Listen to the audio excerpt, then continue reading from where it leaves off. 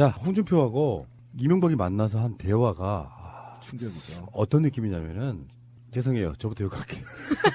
요건 내 건데 당신은. 이 새끼들이 정말 정신 못 차리고 있구나. 그러니까 사실은요, 이명박도 자유한국당에서 나를 안 지켜주면 어떻게 하자는 불안감이 있어요. 그렇죠. 근데 홍준표도 본인 자체 세력이 별로 없는 사람이기 때문에 이명박의 백그라운드가 필요해.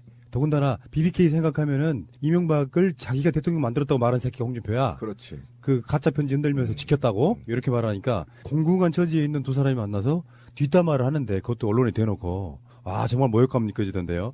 제가 홍준표를 하겠습니다. 이명박의 역할을 명정님이 해주세요. 여자분을 시킬 수는 없잖아요. 자 일단은 제가 홍준표예요. 좌파 정권이 들어서니 SBS도 뺏겼어요. 아예 빼앗았어. 아마 그것도 적폐야. 적폐가 아니고 강도라고요. 운동권 정권이기 때문에 정권 담당 능력이 없을 것으로 봅니다. 저는. 야당이 강하게 가려면 정부의 긍정적 측면도 이야기해야지. 긍정적인 측면이 하나는 있죠. 쇼는 기가 막히게 합니다. 그것도 능력이야.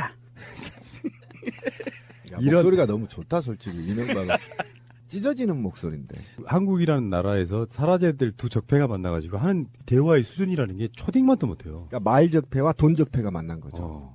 정말 이거 보고 빡이 돌아가지고 뭐 SBS에 관련된 문제도 조금만 더 이야기를 하자면 SBS를 뺏겼대. 자기가 소유하고 있었던 실토잖아요. 그러니까 SBS가 빡이 돌아서 한 꼭지로 유수 내보내고 마지막에 앵커가 클로징 멘트로 한 번 더 합니다. SBS는 자유한국당의 소유였던 적이 없다. 근데 그것도 반성을 좀 한 부분이 있어야 돼. 그러면 KBS, MBC가 장악됐을 때 그나마 SBS 뉴스가 나왔던 건 사실이에요. 근데 왜 예전에 대선 국면에서 세월호 인양할 때 SBS가 정말 똥볼 찬 적이 있었잖아요. 해수부 직원의 그 익명성 빗들어가지고 인터뷰하면서 문재인 후보한테 잘 보이려고 하는 짓이다 뭐 이런 식의 보도가 나간 적이 있었다고. 그때 그리고 나서 김성준 앵커가 그만둔 거예요. 그 뉴스를 내렸어. 유튜브 같은 데서. 그때 홍준표가 대선 과정에서 그런 이야기 하잖아요.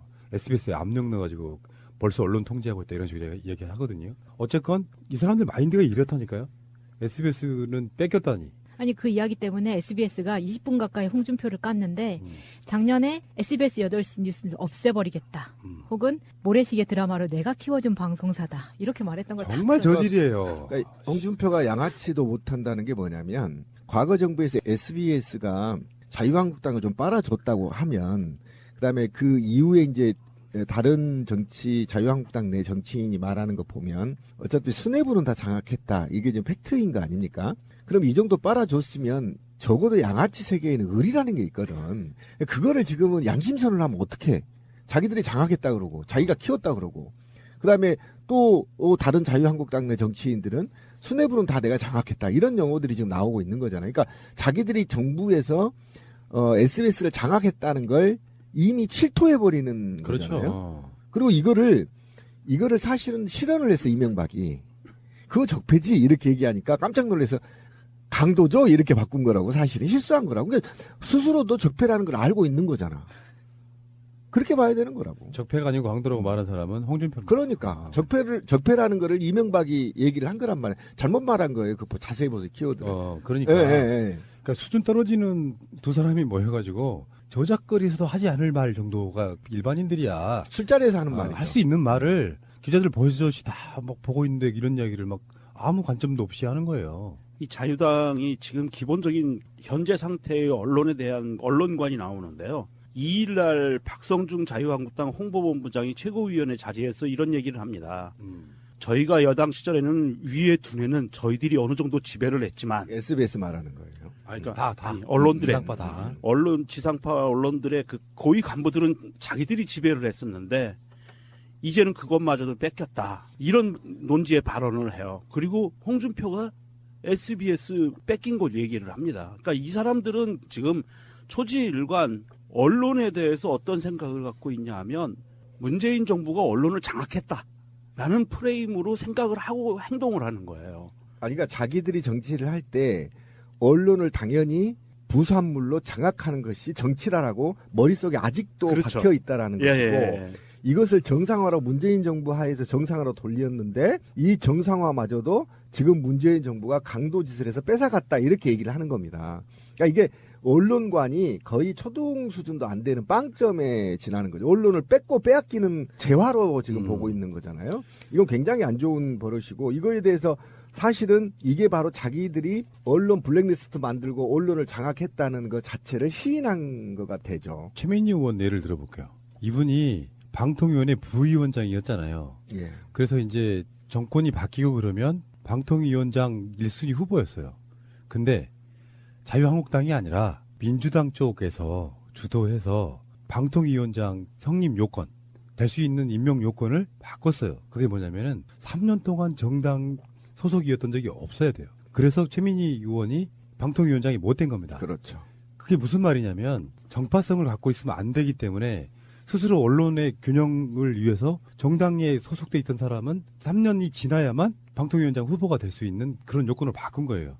그게 공정성을 위한 거잖아요. 그렇죠. 그렇다 보니까 이런 식의 마인드 갖고 있는 사람들, 정권이 바뀌면 뭐 SBS나 MBC나 KBS나 다 장악해도 되는 거지 뭐 이렇게 갖고 있는 정말 구시대적인 마인드를 요구 없이 노출한 거예요. 근데 이거는요 구시대적 발상이라기보다도 이건 범죄에 가까운 그렇죠. 정말 제가 원래 이명박이 반짝거리는 이마에를 그 짱돌로 조사버리고 싶었는데 이 사람 둘이 있잖아요. 입주대기를 좀 조사버리고 싶다는 충동을 이빨 다 빼버리고 싶다라는 거예요. 왜 그러냐면 이게 말이 아니야. 이게 국민들 염장질하고 있는 거 아닙니까? 그리고 실제로는 자기들이 비밀 회담에서 무엇을 얘기했는지 국민들은 다 유추할 수 있죠. 왜 이 중요한 시기에 이명박이 홍준표를 불렀겠어요? 지금부터 검찰이 나를 본격적으로 조사하려고 한다. 측면 지원해달라라고 요구한 거 아닙니까? 이건 추측할 수 있는 거잖아요. 그렇죠. 그러면 이게 지금 기자들 다 모아놓고 이 얘기를 흘린다는 경우는 이게 전직 대통령이 이게 할 말이고 지금 120석에 가까운 자유한국당 당대표가 할 말이 아니잖아. 이거는 저작거리에 신비 같은 애들이 소주 한 잔 먹으면서 하는 말들을 그냥 양아치라니까. 양아치도 못 된다고 제가 아까 얘기했잖아. 양아치 의리라도 있는 거 의리로. 양아치 의리가 없다며. 아, 그런 논리 아니, 잘못되지 아니, 않았어요? 의리라도 있는 거예요. 잠깐만. 조폭 이야기하면 꼭 신비님 이렇게 토를 달았죠. 음. 그거 조폭도 아니고 양아치예요 해놓고 내가 또 양아치예요 하면 또 뭐 어떻게 하는 아니 거예요? 내가 양아치만 또 못한다고 그랬잖아. 양아치만 또 못하다. 그 밑에 뭐가 있냐고. 왜 그러냐면 궁금해. 양아치부터 개쓰레기. 쓰레기들이지. 의리도 없어 의리도. 알겠고요. 아니 그동안에 뭐, 9년 동안 SBS가 방송이 빨아줬으면 그거를 침묵하고 부역한 자들을 보호해주는 게 의리거든. 근데 자기들이 자기 입으로 말하잖아. 맞아. 쟤네들 우리 빨아줬어. 이거는 우리가 아니죠. 그러면 그동안에 그 부역했던 사람들이 다 들통나게 되는 거잖아요. 이거는 얼마나 예. 불쾌하겠습니까. 당신은 침몰하지 않는다.